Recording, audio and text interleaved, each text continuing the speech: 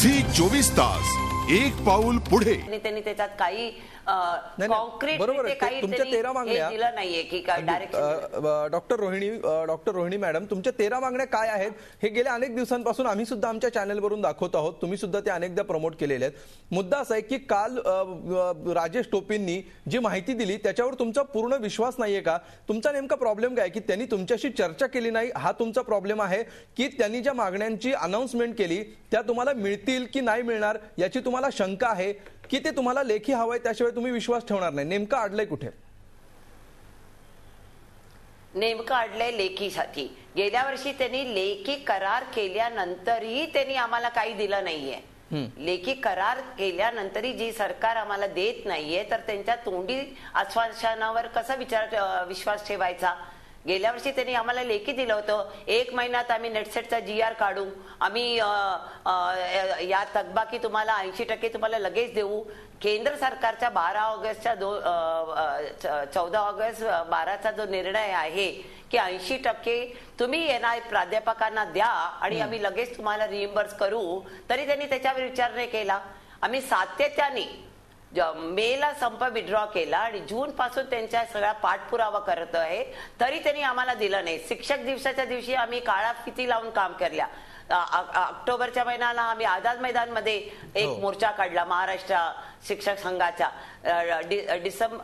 नोव्हेंबरमध्ये आम्ही पुण्याच्या उच्च शिक्षणच्या तिकडे एक मोर्चा काढला. डिसेंबरमध्ये आम्ही असेंब्लीच्या समोर केलं. जानेवारीमध्ये विद्यापीठमध्ये उपोषण केलं. एवढी सगळी आणि वारंवार त्यांना सांगितल्यानंतर ताकीद दिल्यानंतरही त्यांनी आमचा विचार केला नाही. त्यामुळे ते आमच्याकडे दुर्लक्ष करत आहे.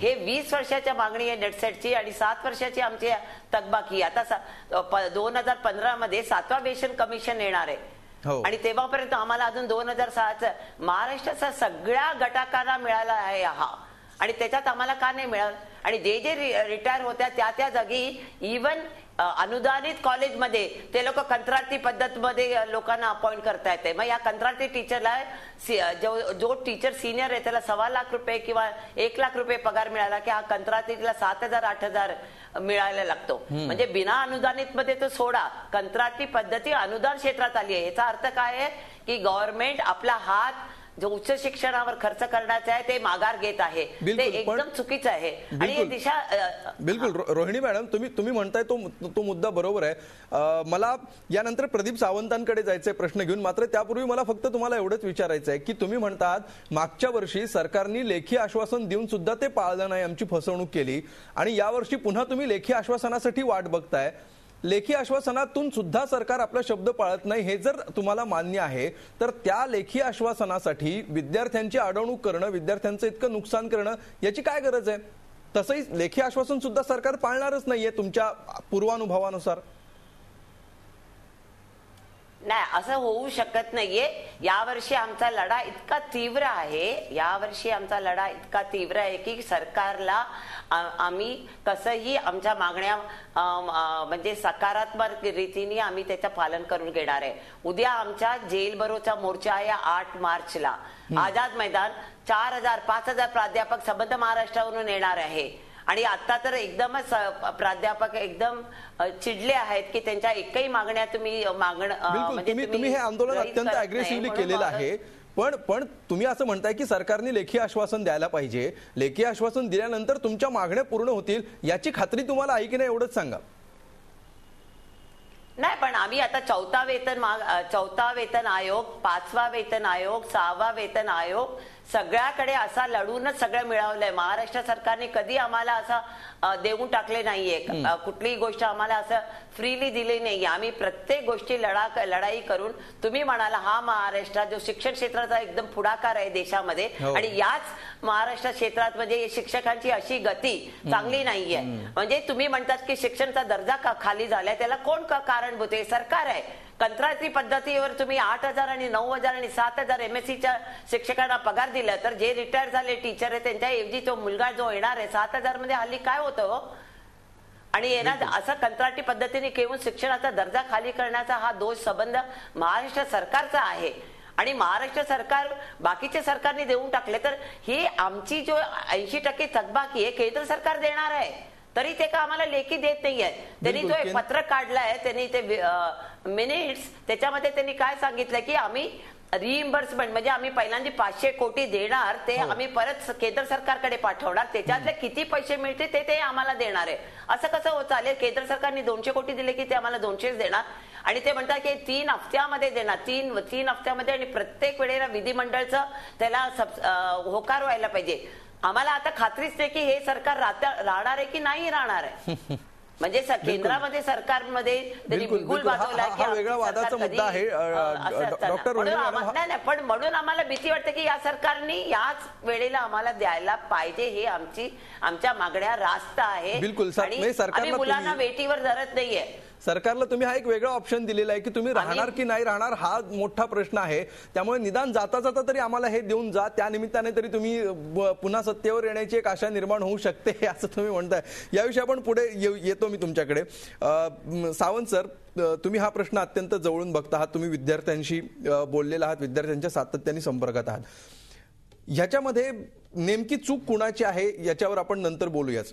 मात्र हा जो सध्या एक प्रचंड तिढा निर्माण झालेला आहे की ह्याच्यामध्ये एका बाजूनी सरकारला गेल्या 3-4 महिन्यांपासून सातत्याने सूचना देऊन सुद्धा सरकारने काही केलं नाहीये.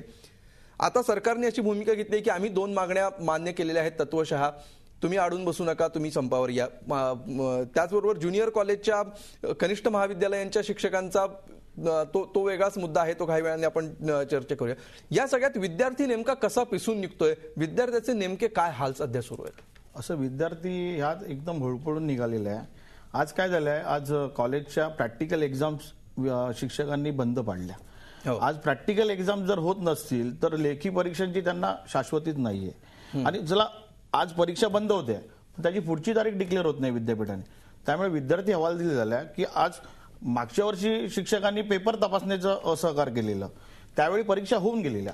आज परीक्षेच्या आधीच विद्यार्थी हवालदिल झाला की आमची परीक्षाच होणार नाहीये.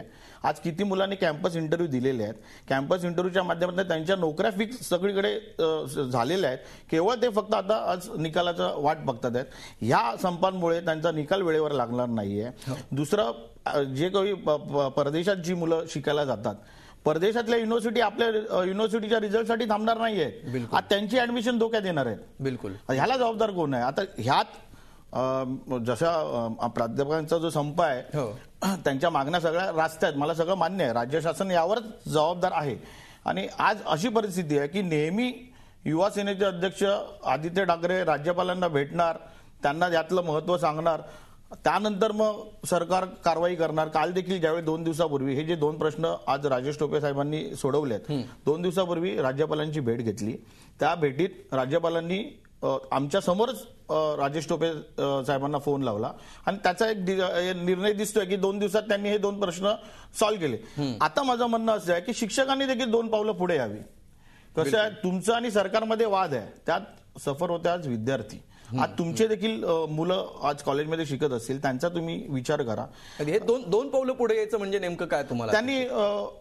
त्यांनी जो काही बहिष्कार चालू केलाय तो आज परीक्षांवरचा बहिष्कार पहिला उठवा, नंतर तुमच्याकडे शस्त्र आहे, पुन्हा विद्यार्थी आहेत ना, पेपर तपासणी यांच्याचकडे आहे, ते तुम्ही काढू शकतात. आता त्यांनी सांगितलं, त्यांचं एक आज वाक्य मला पटलं, शिक्षकांमधला असंतोष मला दिसला की सरकार राहणार की नाहीये, ही भावना आमची देखील आहे. कारण आज सरकारकडे जसं दुष्काळाचं मोठं संकट आहे, हा शिक्षणातला दुष्काळ आहे, ह्याकडे लक्ष कोण देणार? बिलकुल. 2 पावलं पुढे यायला काय हरकत आहे, याविषयी आपण डॉक्टर रोहिणी शिवबालन यांना विचारणार आहोत. त्याचबरोबर सध्या नेमकी वस्तुस्थिती काय आहे, नेमका इतका वेळ मिळून सुद्धा हा प्रश्न नेमका सुटत का नाहीये, हे सुद्धा आपण दीपाली जगतापला विचारणार आहोत. एक ब्रेक घेऊया आणि ब्रेक नंतर ही चर्चा आपण सुरू ठेवूया. झी 24 तास, एक पाऊल पुढे.